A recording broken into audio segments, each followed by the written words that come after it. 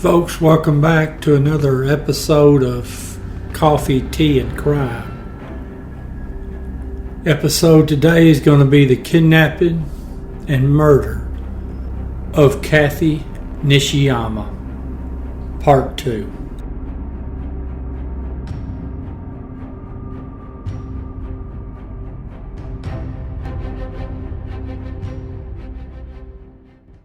Folks, a short review before we get into Part 2. It's November 16th, 1981. It's 7:15 p.m. Last time Eddie's been seen in the Dixon County squad car. He's traveling up 149. He's going to get to that intersection for 13 and 48. If he takes a right, he goes to Dixon County. If he takes a left, he's heading to Clarksville. Betty Smith, now she lives in Palmyra. Now she's heading up to Clarksville. She's got to pick up her daughter. Her daughter's doing baton lessons there at the Austin P. Armory, which is up there on Terrain Street near Marion. That's just about a rock's throw from the Winfield Dunn Arena, and you can see the football stadium there in the distance back to the north. Now it's a little after 7 p.m. when she picks her daughter up. Now, after they leave, she's heading back down to Riverside Drive, which is Highway 41A. That's how she's going to get back out of Clarksville, because that's going to turn into Highway 13. But now she's going to stop at the Sack and Pack Market and get some gas. Now, I don't know exactly how she got from the Austin P. Armory down there to the Sack and Pack, or not really sure which market that is. But suffice it to say, she's driving down there to that Sack and Pack, and when she's making a turn off of the road she's on, she happened to glance over and she sees a police car sitting across the street. And she tells her daughter, she goes, "I'm going to get a ticket." Now, the reason she's going to get that ticket was she didn't give a signal when she made that left. So now she's pumping her gas, and she sees that squad car. It's white with a green stripe, number 5. Now, it moves, changes location, goes across the street to a fish restaurant, and circles the parking lot. So now she gets her gas, gets in her car, got her daughter with her, and they're heading out of Clarksville. Now she's driving along 41A, which is Riverside Drive in Clarksville. And then she starts getting out of Clarksville, and it turns into Highway 13. Well, then she gets down there to the intersection, and she hangs a right, and she's heading on Highway 149, because she's going home. Now, she noticed that there was some headlights behind her, and they seemed to have been there for a while. Now, that's just as she's passing the Hilltop Market. So she's going along down 149. Now, she's gone several miles now. It's probably 7-8 miles or so, and them headlights are still behind her on 149. Now, she passes Hematite Road. Right after that road, there's a bridge. Now, she crosses that bridge, and then that car that's behind her, blue lights come on. So she pulls over just past the bridge. Now the fella in the police car comes up The first thing she notices is he's got long hair and he's not in a uniform and he hadn't got a badge. Now she asked him, she goes, "Are you the same cop that was sitting up there at the Sack and Pack in Clarksville?" And he says he was. She asked him why he stopped her. And he told her that there'd been a hit-and-run accident in front of the Golden Q. And he said he'd gotten a radio call about it, and that the description of the car matched her car. And he said he was following her to see if she'd try to run from him. So now he asked her for her driver's license, and he walks back to the patrol car with it. And she said he was back there for quite a while. Then he came back and gave her a license. Told Miss Smith to go on and go.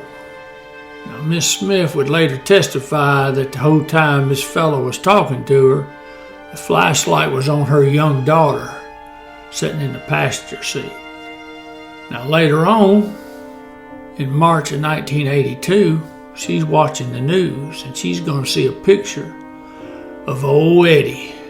And she recognizes him as a man that was in the patrol car that stopped her.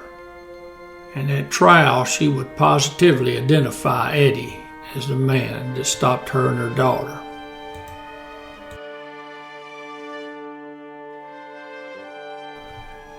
Earlier in the evening on the 16th, Kathy Nishiyama leaves school at the end of the day. She heads home to her parents' house, which is up on Charlemagne near 41A. Now she leaves a note for her parents, letting them know that she's going to go visit her boyfriend and she will be home by 10 o'clock. So she gets in her 1978 Mustang and she heads out. Now she gets over there to his house, and she's there till about 8:30 in the evening. And that's when she leaves her boyfriend's house and she's heading back home. Now I don't know where the boyfriend lived. All I have as a reference is that it was approximately a 30-minute drive thereabouts to go from his house to back to her house. And that wherever he lived, it was south of Charlemagne and 41A. The reason we know that Kathy's boyfriend's house had to have been south of Charlemagne is because of the location where she's going to be stopped at.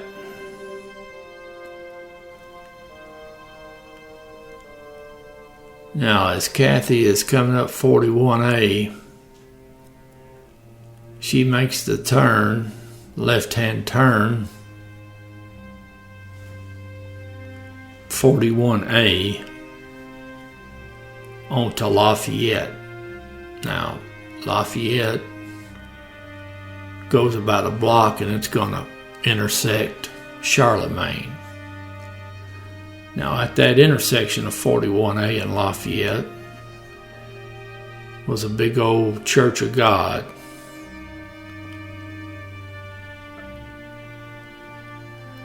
Now, I don't know if she noticed the headlights behind her or if she noticed that there was a white police car with blue lights on it behind her or not. But she did when the blue lights came on. And she pulls up and stops there on Lafayette, right by the parking lot of the church. Eddie gets out of the car, walks up to her. Now, there is a story, and it's secondhand information, came from the trial, but allegedly Eddie told her that something had happened to her parents and that he was there to get her, take her to where they were at. I'm assuming that could only have been a hospital. So she takes her Mustang and she parks it on the parking lot of the Church of God. And she gets in the back seat, evidently, of the squad car. Now Eddie leaves from there, goes back down 41A, leaves city limits of Clarksville, and then evidently he's going to take that Highway 149 off of Highway 13, and he ends up in Houston County, down around the city of Erin, little town of Erin. Now he finds a logging road, goes down that logging road, and gets her out of the car, and he beats her and he rapes her. Now, evidence at the crime scene would show it appeared that she was tied between two trees. Now, after Eddie's done with her, he beats her with some type of a blunt object, and he beats her to death. Now, it's going to take months. In fact, it's going to take till February of 1982 when a Tennessee Highway Department employee is going to find her purse on the side of Highway 49. Now, Highway 49 runs between Charlotte and Erin. Now, her purse is found because up until this time, all the searches, everything that could be done by the FBI and the Clarksville police and had been done, and they could not find her. Now, a few days after the purse is found, you got some residents at a house there near Highway 49. They call the Houston County Sheriff's Department and they say, you need to come out here because we done found something in the yard. So the police get there and it's a human skull. Now they bring in Dr. Bass, Marvin Bass. Now he's the one that started the body farm at the University of Tennessee at Knoxville. And he's probably the leading criminal anthropologist in the world. He gets the skull, and then they find some other bones. And they find hair and they find clothing scattered all over a wide area of the woods. Dr. Bass was able to confirm that the bones were those of Kathy Nishiyama. He would testify in court later that Kathy had been hit in the mouth with a blunt object hard enough to break 3 teeth. Kathy also suffered a blow to her left eye that fractured her skull, another blow to the center of her head, and a massive, fatal blow to the right side of the head. The last blow caused her skull to cave in and also fractured the back of her skull. All the injuries occurred at or near the time of death. But Dr. Bass could not determine exactly when the victim's death had actually occurred. Now, his opinion was that the victim had died approximately 3 to 4 months before her remains were found. Now, Dr. Bass could not determine how long the victim had lived after receiving those injuries. His opinion, though, was that that massive blow to the right side of the head is the one that would have knocked her unconscious and eventually led to her death.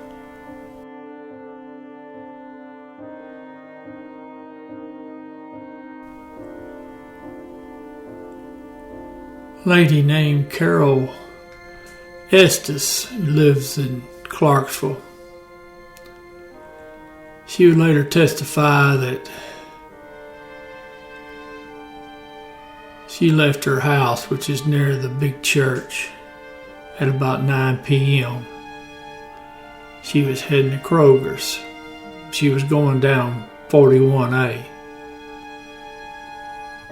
Now, she said when she went through the intersection there of 41A and Lafayette Road, she saw a police car flashing blue lights, and it was stopped on Lafayette Road, and it was right behind a smaller car, and both vehicles were right in front of the church.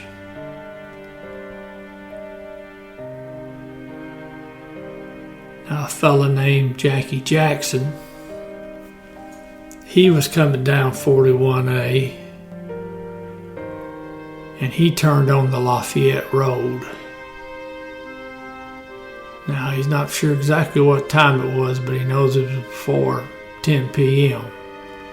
And he said when he turned on Lafayette Road, there was a county police car stopped behind a brown car.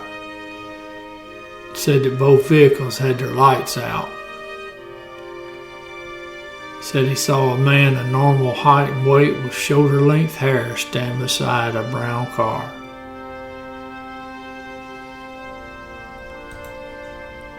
At 9:15 p.m. that same night, a detective with Clarksville Police Department said he saw a county patrol car coming into Clarksville off the main highway there, which is 41A once you get into the city limits of Clarksville. And he said the driver was a male white with shoulder-length hair, shoulder-length brown hair, wearing a green jacket. Now, he estimated 15-20 minutes later or so, he saw that same patrol car heading south out of town on the highway there, 41A.